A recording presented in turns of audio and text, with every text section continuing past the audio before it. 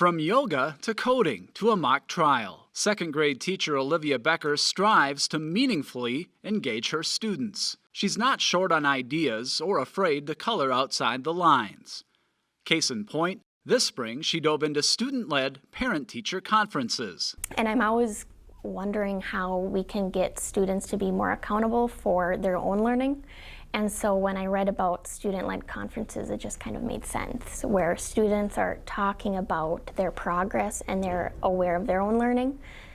So it just made sense to me for kids to be talking about themselves versus me telling parents what I think I know. I mentioned yoga. Becker also teaches mindfulness. She says the combination has led to better student behavior, more empathy for one another, and more attentive students. I call it just the little ball of mindfulness. So you just breathe in and out.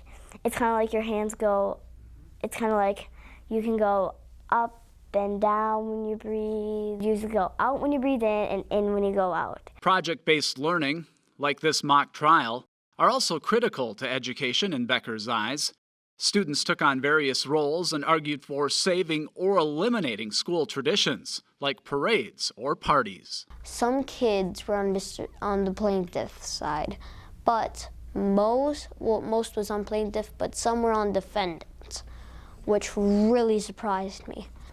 During that time, I learned about lawyers, plaintiff, defendant, judge, jury, and more. Becker, a Bismarck Education Association and North Dakota United member, also keeps her students active with class walks, tea parties, even a social with seniors.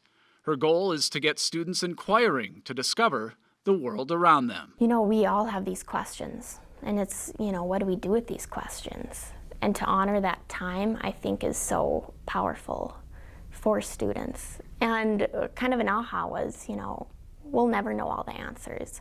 And I think, too, at 7, 8-year-old, I can think of some kids that they have big wonderings that I can't even answer.